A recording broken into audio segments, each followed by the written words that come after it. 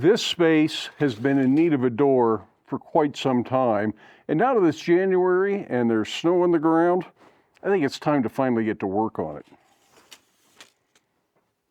Now, certainly a blacksmith shop does not need anything that's very fancy for a door, but that really isn't the point for this project. The point is to make something I really want to make, and I'm inspired here by a door that we saw in Ranchos de Taos, down by Taos, New Mexico, that was on actually an exterior courtyard. It was more of a gate than a door, I guess, that had an upper section that opened, not quite like a Dutch door. This is more of a shutter.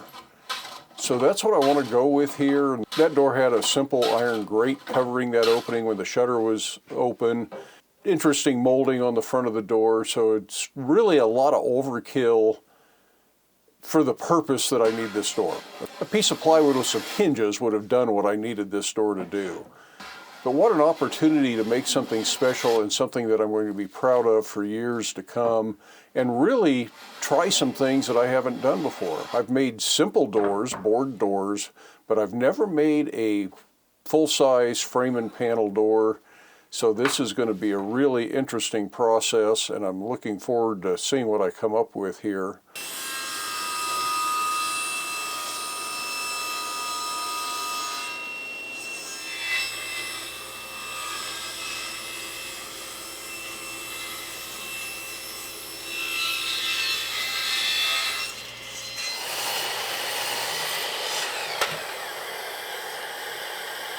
Unfortunately, I don't have any boards long enough to make the stiles out of. I'm about a foot short on all of the material I have. So I'm going to cut a really long bevel on this and make what's referred to as a scarf joint. And this is, I don't know what the angle is here, it's kind of arbitrary, but by doing this long bevel, I'm going to get a nice glue surface. And as long as I can get these all planed down so it's a nice, straight, even bevel, this should work pretty well. This is a place where having hand tools really comes in handy. I could probably find a way to run this through a joiner or something, but it's so much easier to clamp this to the workbench and do this with a hand plane. In this case, I think that's a Stanley number 5. This gives me lots of glue surface, and I've used this kind of joint in the past and never really had a problem with it. Now, clamping it up can be a bit of a problem, because as you clamp these wedges with the glue lubricating the joint, they want to slide past each other. The solution to that is to make sure the boards are clamped down where they're still parallel outside the joint before clamping the joint together, and then the boards don't move, they don't shift.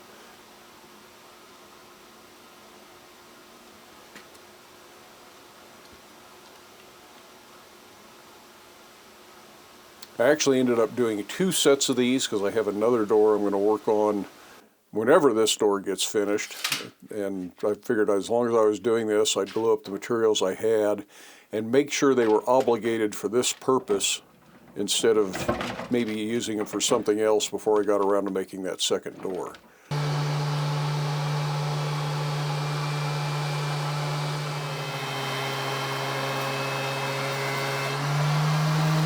This is some nice, clear ponderosa pine that came from Spotted Owl Timber down in Santa Fe, New Mexico. Really nice stuff. This is what we used when we built the loom, and it's almost all gone at this point. This is what was left over from that. So we'll probably make another trip down there and get some more of it. It's not cheap material, but it is just wonderful to work with for stuff like this. And it's very traditional for the New Mexican furniture.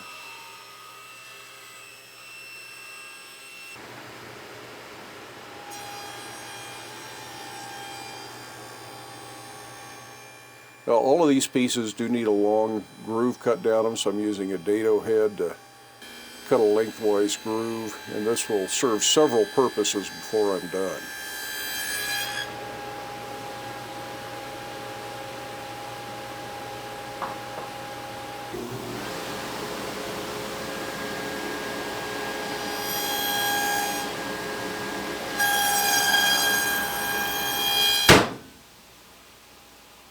Well, that certainly sucks, and I didn't get very far using the dado stack to cut the tenons. If you haven't seen the video on what actually happened there and why it happened, I will link to that down in the video description. You can watch that when you're done with this video. And I will do a follow-up video to that to explain what I had to do to correct the problem and fill you in on more details that I found out since I made the first video. But anyways, does that mean I have to stop and wait to rectify that problem? No, there are other ways to get the job done, and this is a perfect chance to enjoy some more relaxed woodworking using hand tools. And for hand tool woodworking, doing mortise and tenon joints starts with this tool, which is an adjustable mortising gauge. Now this is a perfect example of finding another way to do things based on the tools you have available at the time. Doing this on the table saw made sense to me, but if I can't, I can't, and I can find some other way to progress. I'm not stuck at this point. I get to keep going, and I get to enjoy the process of using hand tools a little bit. Although, spoiler alert, I will find another way to use power tools just to get the job done a little bit more efficiently. But it is absolutely possible to do this entire job just with hand tools if that's all you have.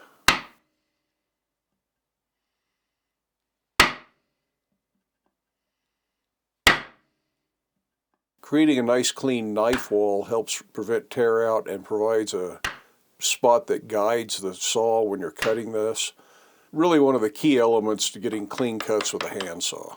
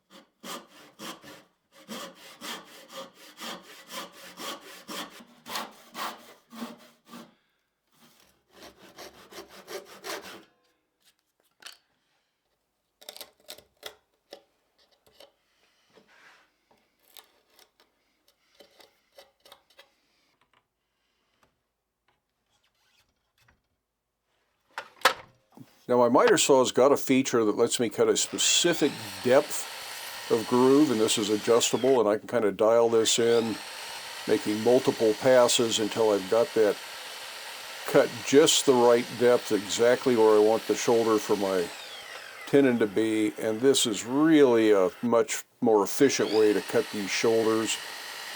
And once I'm sure I've got this right, I can set up a stop block and make a lot of repeatable pieces.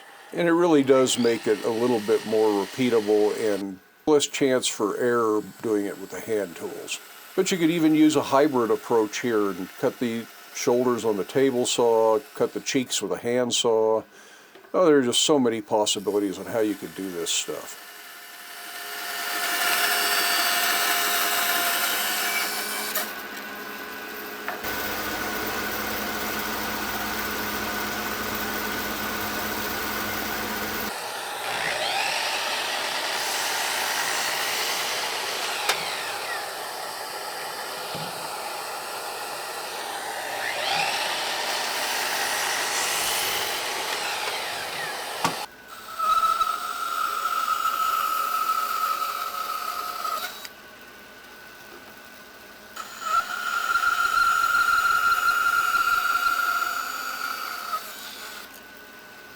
To be honest, that feature on the miter saw that allows you to make a cut that is not a through cut is something I thought I would never use. I thought it was a little bit gimmicky. I figured, well, I'll always have other ways to do that. And it left a real neat shoulder cut for these tenons. Cutting it on the bandsaw was also really efficient. I think I like this technique better than I like the dado stack on the table saw for these larger tenons like this.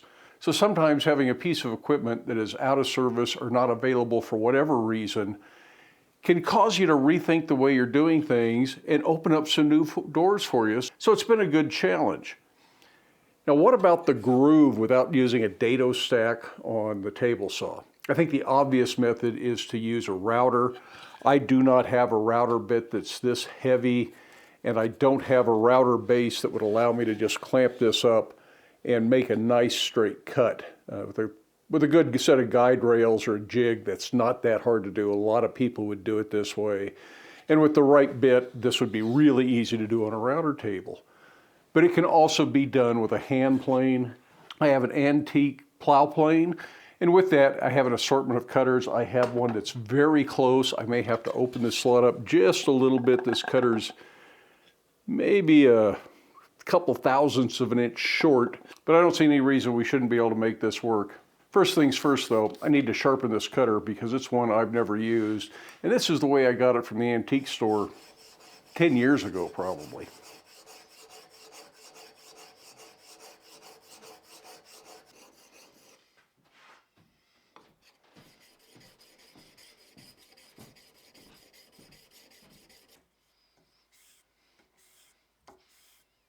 Now, planing a groove with a plow plane is just plain fun. The chips really fly. This is kind of a coarse cut. It doesn't need to be fine and polished pretty. It just needs to establish that groove, and it goes pretty darn quick. There's a stop on the plane that'll keep me from going too deep. Since this is just a little bit narrow, because that's the only cutter I had, I've got a little side plane that will open this up a little bit and make everything fit just the way I want it to fit. Even though hand tools appear more simple, it does take a variety of hand tools to cover all the options, and the more options you have, the more possibilities there are and ways you can get things done.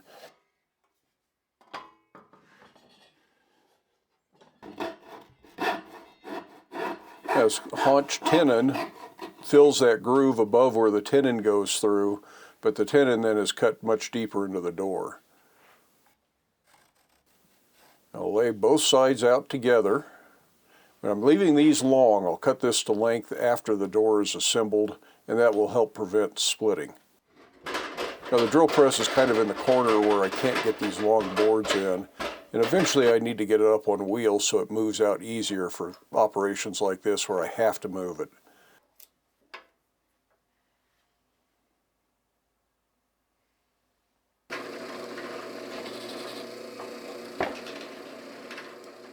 Unfortunately, the Forstner bit does not eject chips very well, so you got to take this kind of slow. It's easy to get the bit jammed in there, and you got to be careful not to drill too deep, or you just end up packing chips back around the back of the bit and you can't get it back out again.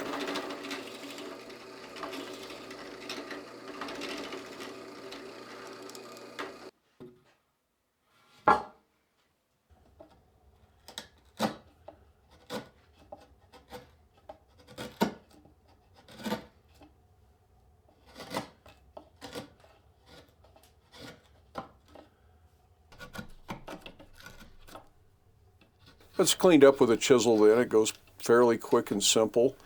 And you could leave the ends rounded from the drill bit and then take a rasp and round the ends of your tenons up. That would certainly be an option. For these, I'm going to go ahead and trim them off square. I don't think one is any better than the other, but I just made the choice to go ahead and square the ends of these mortises up.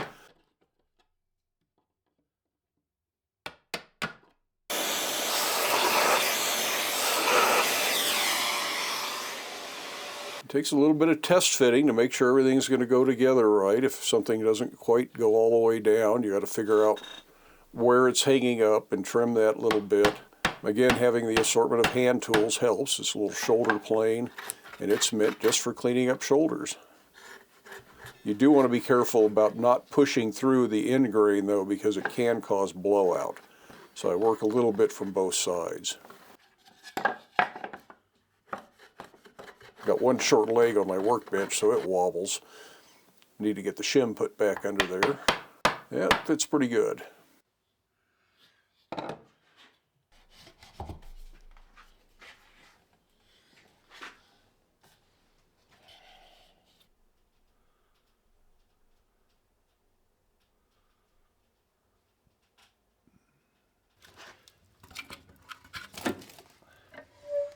Now the door panels, I went and glued this up. I didn't show gluing the panel up, but it is now too wide to fit it through my planer. I can't plane this down, and it's got just a little bit of a hump in it that needs to be planed flat. So it's back to hand tools for this. This is a scrub plane. It's typically used across the grain because it doesn't have a chip breaker like a regular plane, and it's just meant for hogging material off. You can see I've still got a little bit of a hump there, so I need to keep going at it. And while I'm doing this, I like the texture this is leaving on the inside of that panel, so I'm probably going to revisit that later. A couple of winding sticks help tell me whether or not it's twisted, and this looks pretty darn good. But that means it's time to plane it smooth. Wow. Getting flat. Oh, lovely, lovely, lovely.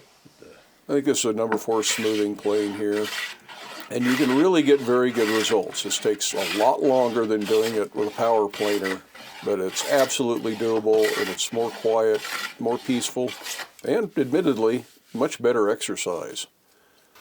As far as ripping goes, I don't like ripping with a handsaw. It's just tedious work in my opinion, but the bandsaw is a pretty good tool for ripping boards down, as long as you can support the boards on either end and have room to do it. But these short boards are a piece of cake to rip on a bandsaw. I could use the joiner for cleaning this up, but since I'm doing a bunch of hand tool work anyways, I might as well joint the edge with a hand plane. Creating videos for YouTube can really become a game of numbers. It's always about more views, and you have to kind of pander to an algorithm to get more views, more likes, more subscribers, and hopefully earn a better living through the YouTube ad revenue program.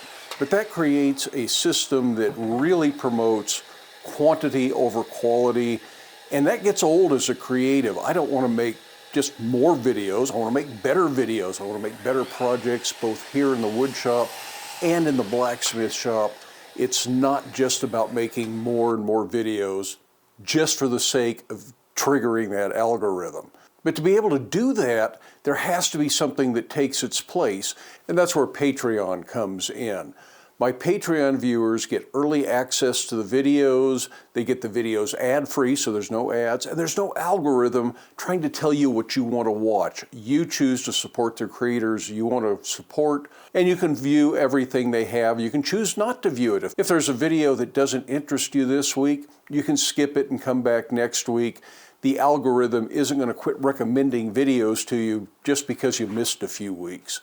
And as a creator, that really provides extra freedom to create the things that I'm passionate about for the people who share that passion, instead of trying to create things for an algorithm and a broader audience that's just there passively and isn't really passionate in the long term about what it is I'm trying to do here. So if you'd like to support this type of content, you can do that over on Patreon. Like I say, paid Patreon members get early access to the videos. They get the videos ad-free, occasional behind-the-scenes posts, updates, things of that sort. Although project videos are still right here on YouTube, so there's no obligation to support a channel on Patreon. It's just an option if you so choose. I certainly don't expect anybody to contribute or donate through something like that unless they really want to. Patreon is under the Black Bear Forge name, so it's primarily the blacksmithing content, but it also includes all of the woodworking how-to content from this channel. So you're really getting a bonus with one contribution to the Black Bear Forge Patreon. You're getting the John Switzer content as well as the Black Bear Forge content. So if you're interested in supporting on Patreon, I really appreciate that. If you just want to watch the videos on YouTube, I appreciate that as well. Let's get back to the video.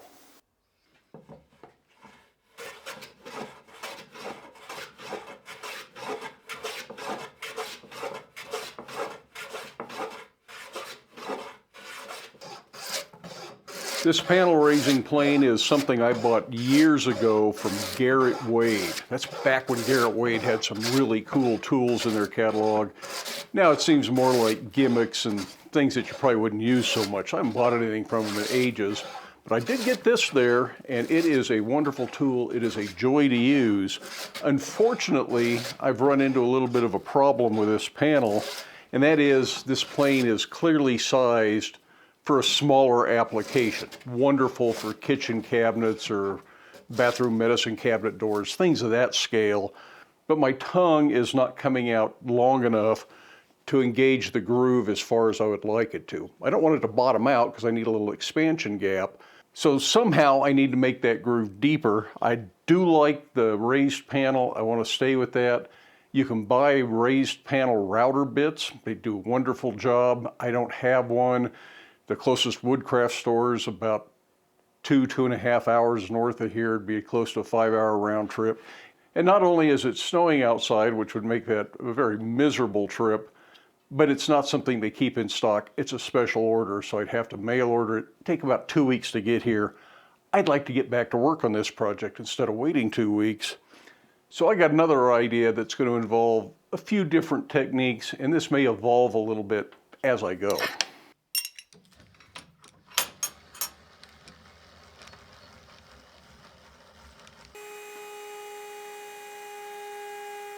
I'm kind of making this up as I go. I've never tried doing a raised panel in the fashion that I'm doing this.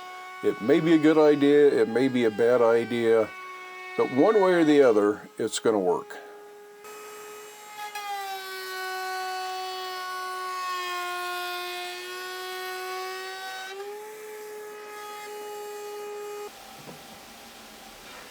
There are lots of ways to do raised panels with other tools, and we'll look at another approach to this on a different panel. But you can also do it on the table saw. The table saw still hasn't been put back in operation yet at this point, so we're doing all of this without the benefit of a table saw. That ball nose router bit does leave an odd profile, and I need to get it flat so it fits in the groove, and for that I am using a rabbit plane. This is a Veritas rabbit plane, and it's about as much fun to use as that plow plane. It just peels off the chips. It's got a stop on it, so it only goes so deep.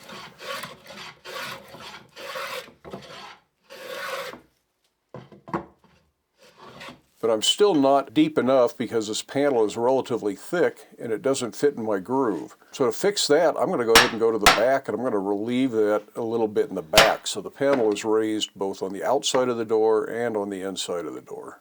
Notice I'm doing the end grain first on a lot of these, and that reduces the risk of blowout in the end grain. And then when you cut the long grain, you're generally removing anything that chipped out.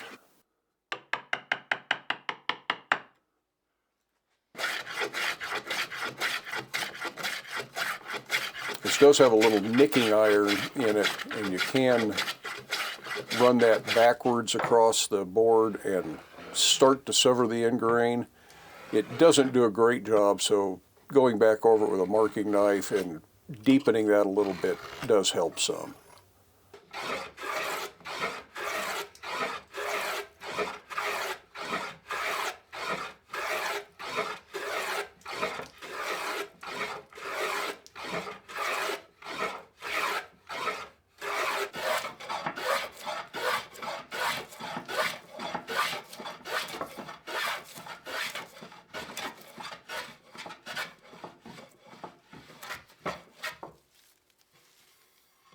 Now here's where I'm coming back with the scrub plane, not to thickness the board, but just to leave that scrub plane texture.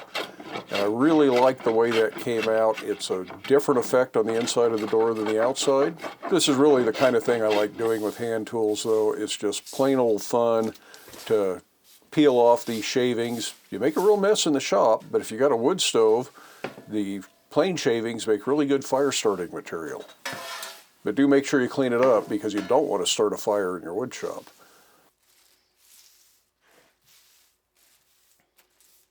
Well, a dry fit confirms that everything is going to go together the way I think it will, or think it should. Unfortunately, because this is an exterior door for the blacksmith shop, I want to use waterproof wood glue, and I've got about that much in the bottom of this bottle. Be close to enough, but probably not enough. Got a whole bottle of the not waterproof stuff. So I'm going to have to wait till tomorrow. Going to have to run into town. Luckily, the closest town has several home centers that will have wood glue, hardware stores, things like that. So that's not going to be hard to come by. And hopefully that means tomorrow I'll be able to get this thing glued up. For you, that'll be just a few seconds from now.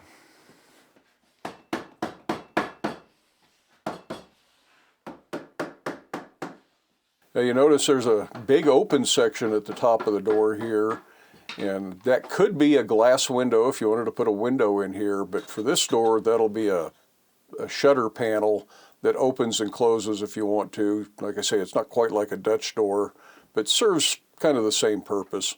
That'll make more sense before we get completely done.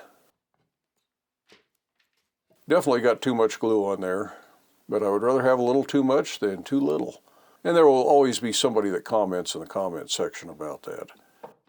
I did put a little drop of glue on the center of the panel. That keeps the panel from sliding up or down in the grooves, but still allows the outer edges to expand and contract as needed. It's only held secure right in the center of the panel that way. It would be tempting to put just a little dowel pin through there, but I did not do that.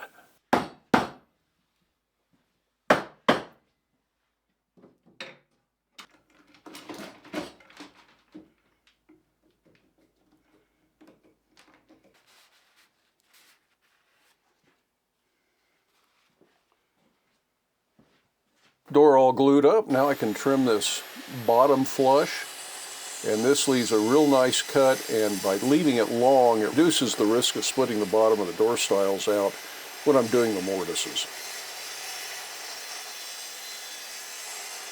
Now where that groove was, I don't need that groove. I need a lip that holds the door shut. It's kind of a door stop at this point. Using a router with a flush cutting bit gets that trimmed off, and that'll make for a nice little opening.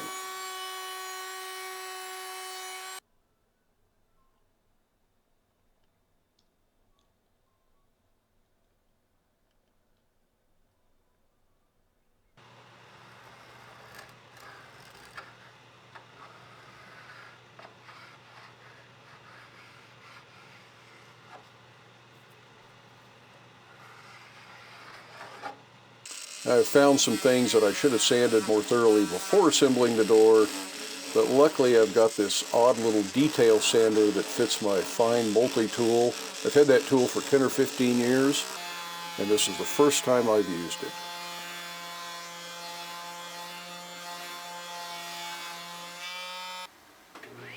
Hey, look at this. The table saw is back up and running, working perfectly again, and we can start working on that upper shutter panel that's going to be the opening section of the upper door.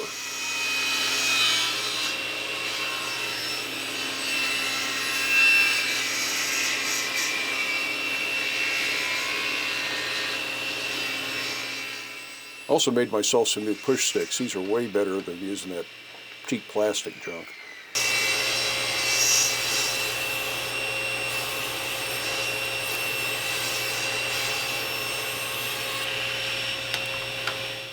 Limited on material, so I got to get this right the first time. This also has a little bit of a bow in it, so I'm going to try cutting the stiles for this out of the middle, and the worst of the bow will be cut off each end that way.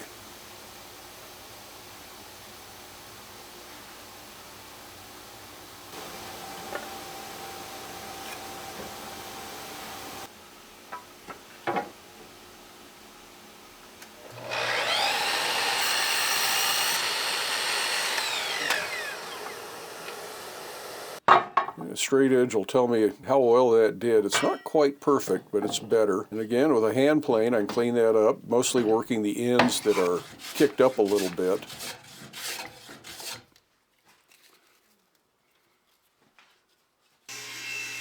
After that, I've got a nice flat surface I can run through the table saw and get the final size. There is still a use for that cheap plastic push stick though, but I got to push under the guard like that.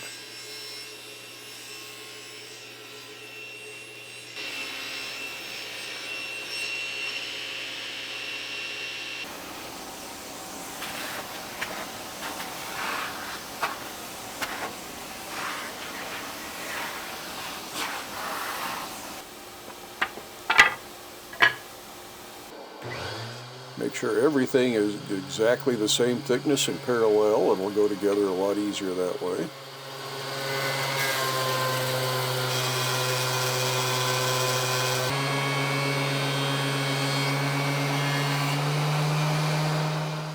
When I did the planer cart, I made sure that it was the exact same height as my table saw. That makes for an outstanding outfeed table on this planer.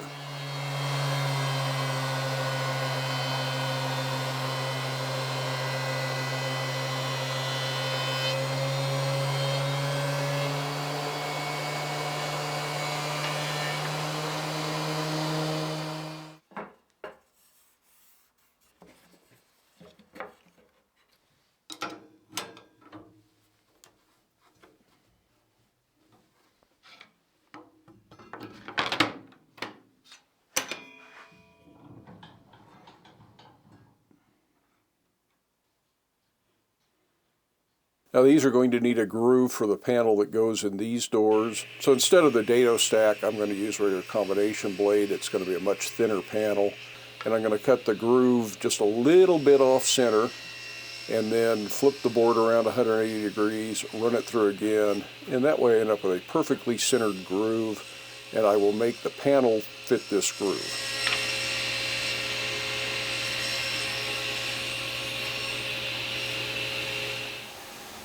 Do a little bit of math here to make sure I get the rails cut the right length.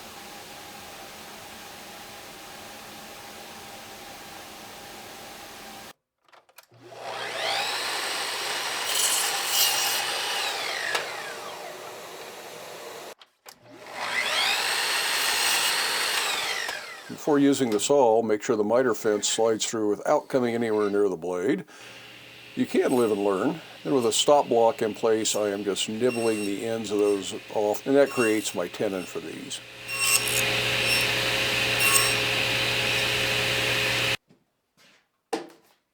Again, I didn't show gluing up the panel. We've all seen panel glue ups, and there'll still be one more go around before we're done.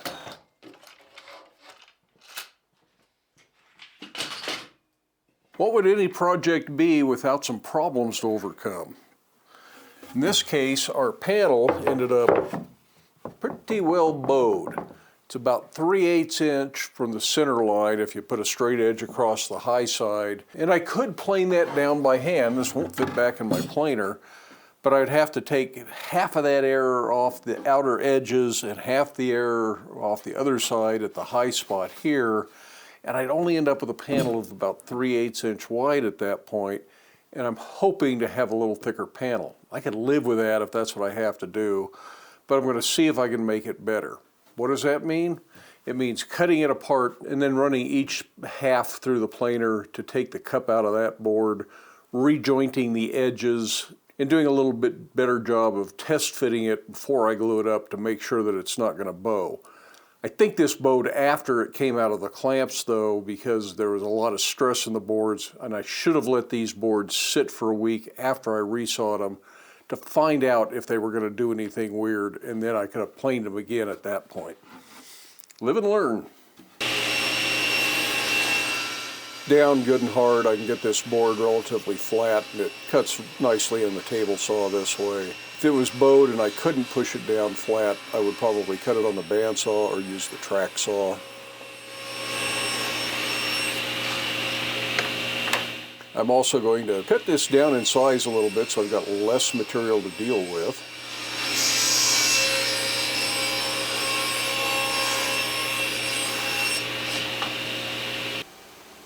And one of the boards is pretty good and flat, but the other board is clearly the culprit for a lot of this, and it really twisted after I cleaned it up. And that's too twisted to run through the table saw, so I'm going to go ahead and do this in a bandsaw. It's a lot safer to do this kind of stuff in a bandsaw because there's no kickback risk.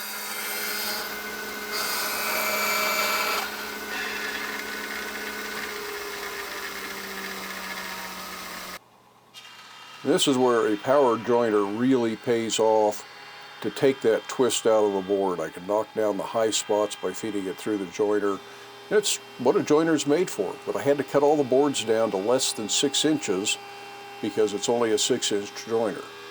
An 8-inch joiner would be really nice, but I'm not sure I've got room for one in this shop.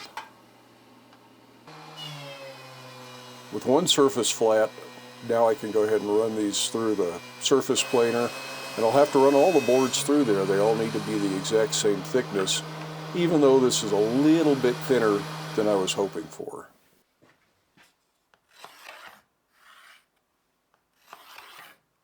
I'm going to go ahead and joint the edges of these with a hand joiner, hand plane.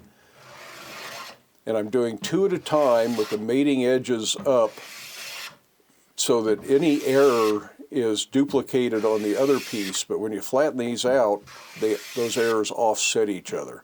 As long as you've got this set up properly, that's a self-canceling error, and it really does help to get a good flat panel that way. If you do 1 at a time, you're probably just making your problems worse.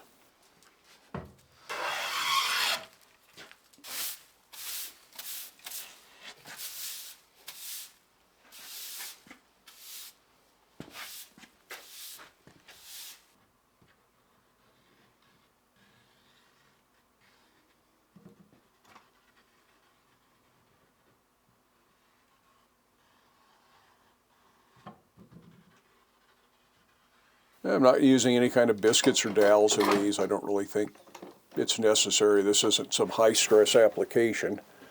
I will put clamping cauls on here. Of course, I had clamping cauls on the previous panel, and it's still warped.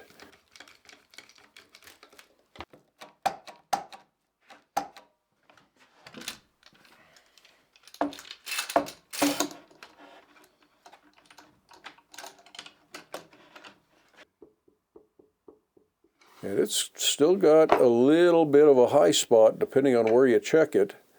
One end is a little bowed and the other end is good and flat.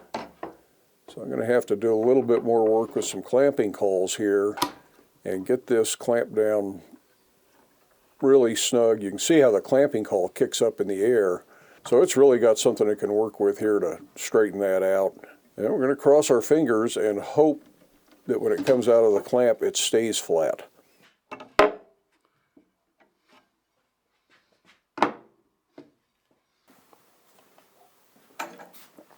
Okay, I've let the glue dry overnight. Let's hope this panel behaved this time.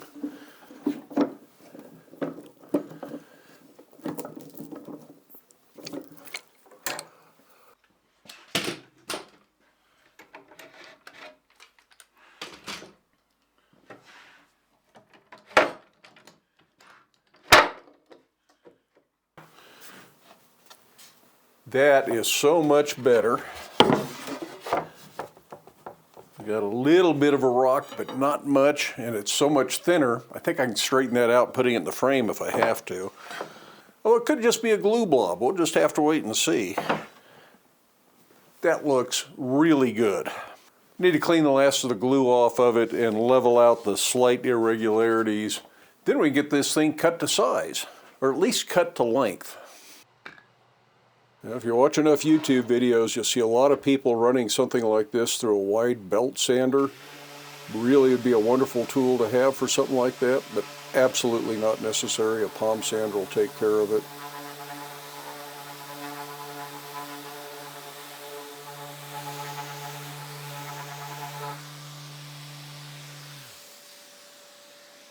I can trim up the ends with a track saw. If you've got a big sled on a table saw or a sliding crosscut table, it'd be easy to do on the table saw, but the track saw is a good, reliable way to do this.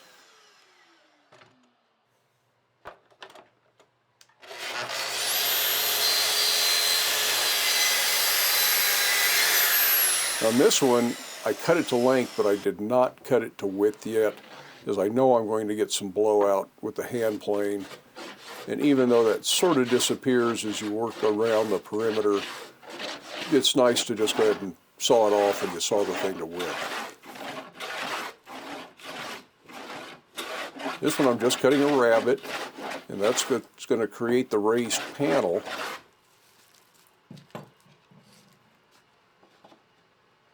And once my stiles and rails fit that groove, then I'm going to come back and hand bevel the raised panel detail in there. And this in some ways is a lot more simple than what I did on the other panels. It's going to look different, so it'll be a little bit different approach, but I think that's okay, because in reality a door like this is kind of rustic folk art.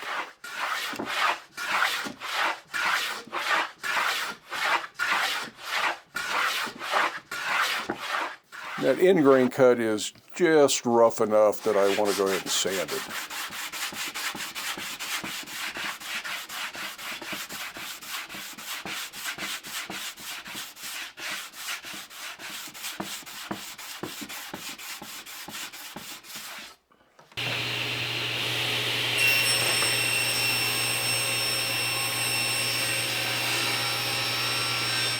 But now I can cut the panel to width.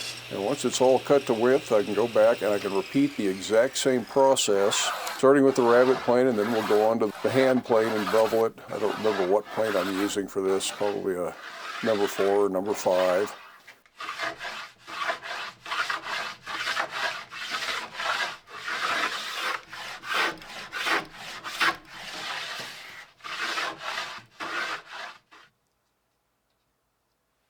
And this one does not have great big tenons. It's just those little stub tenons that go into the groove. It makes me a little nervous, but modern glues should be pretty darn solid. It should hold that. If it doesn't, I will make some sort of iron hardware that holds the two sides of the doors together. And again, I'm putting just a little bit of glue right in the center of the panel so that it's still free to expand left and right, or side to side, but it's not going to slide around in the thing and rattle. And sometimes you see panels that shrink in one direction and up with a little light gap on the edge. That I certainly don't want. Now, I don't think this door needs anything else to hold it together other than the glue. But I think just for the sake of looks and peace of mind for the main door, to make sure it stays together, I'm going to cross pin all of these mortise and tenon joints. And that can be as simple as just drilling through and putting a round dowel through there. But what the heck, let's put square pegs in round holes and chisel these holes out, make them square holes. And that makes it a little bit more of an ornamental feature and more aesthetically pleasing than just a dowel that gets sanded off and maybe is a bit of a distraction. I want these to be so obvious that they're clearly there, not something that just sort of tickles at the edge of your mind like a round dowel would that doesn't match the grain pattern. Purely an aesthetic choice on my part.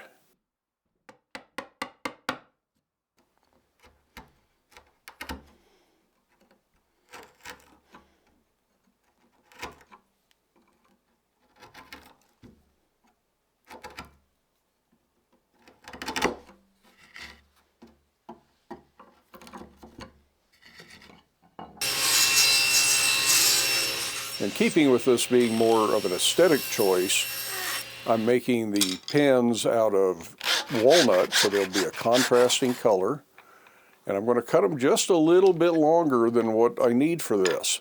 Then I'll bevel the ends just a little bit and let them stick up proud. It'll give a little bit of an illusion of a square-headed nail.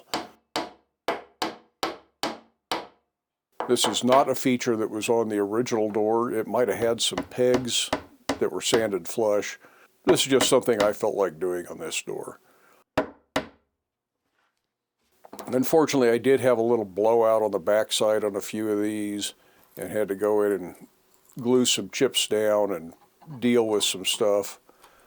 And it's just a matter of a little bit more practice, a little bit more experience chiseling these square holes. All in all, though, I'm quite pleased with the way these pegs came out.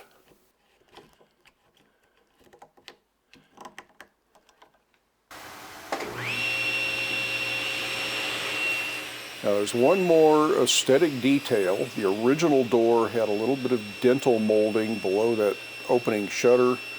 There was a little tiny shelf on it, not really a functional thing, purely ornamental. But I want to go ahead and duplicate that on this door. It's one of the standout features of the original door. And for this, I'm going to go ahead and set up the dado stack with a 1/4 inch thick stack. You could do this with a router table. You could probably find a way to do this with a handheld router if you made the right jig for it. And then I'm just going to cross cut. This is like making box joints or finger joints, except that they're not all the same width. And it doesn't matter if it's a little bit off size from what you set out to make, as long as they're all even. What I do want to avoid is a lot of glue squeeze out on this. So I'm being very light with the wood glue on this assembly, but I'm being very heavy with the clamps because I want to make sure every one of these teeth is solidly attached to that backboard so they don't warp and crack. It'd be real easy to break these off otherwise.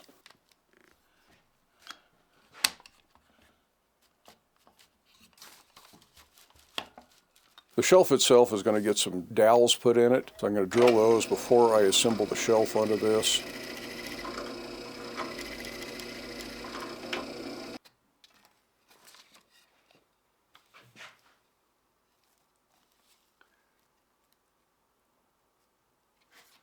This is kind of hard to clamp up, so I'm just clamping it down to the bench top. This is upside down at this point, so that's not the way it installs on the door.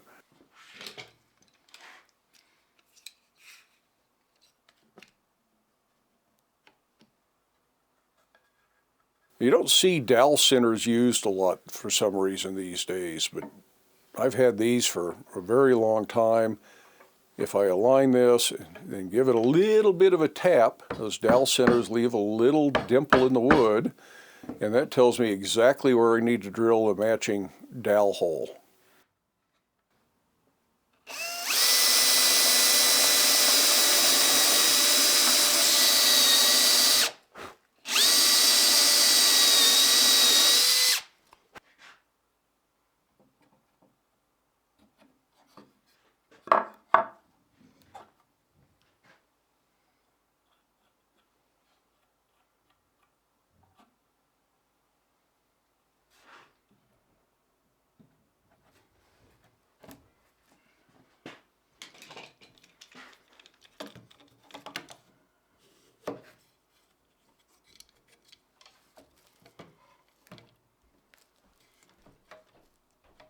For finish, I am using a natural dark pine tar, and this is cut 50-50 with raw linseed oil.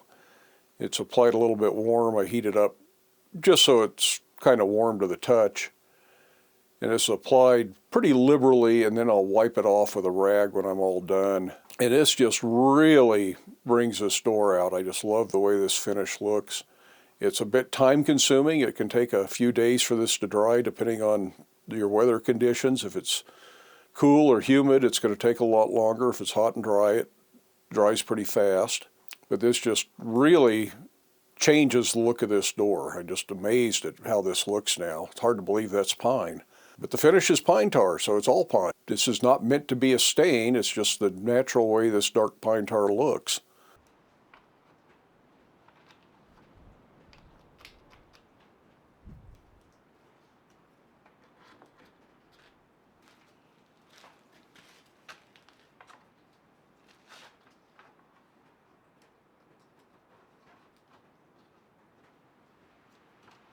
A few shims to help hold that upper panel centered will help me get it right where I want it. And I can go ahead and put the hinges in. Most of the hardware for this door, it can be seen over on the Black Bear Forge channel. These hinges I did not make a video about. There's some that I had started years ago, and I just finished them up in this little floral style just for the door. The door pole, the little slide bolts, on the other hand, there is a video on, and I'll link to that down in the video description. There's also a video on these bigger strap hinges. I mounted the door first, shimmed the door up in the opening to have even reveals all the way around, and then I mounted it to the door jamb. And it works. You can open and close the door, and open and close the shutter. One more detail, the original door had a set of bars on the outside that were mounted to the side frame, so I have made a little iron grill, and again there will be a video on this.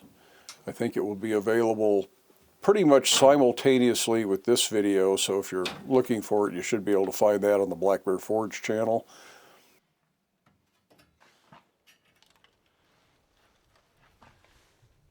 And this is just put in with screws into the door frame. It's not really a high security element. It's mostly ornamental. but I think it is really one of the details that made this door stand out in my mind, and one of the things that I really wanted to do when I made this door. I say this door is so much overkill for a blacksmith shop artistically, but it's also exactly the kind of thing that I want to have in my shop. I want to have things that I've made, things that make me smile when I see them, and really make me enjoy going to the shop and getting some work done, because I'm then surrounded by things I've made that weren't just made for utilitarian purposes to get a job done, but things that had some style and let me express some creativity. This door may very well be my favorite project of all time so far.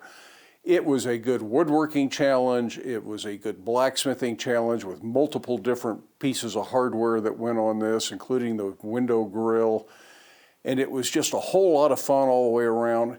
And throughout the project, I did not have to worry about whether or not a customer was going to be satisfied, what the market value was I going to get paid what I needed to get paid.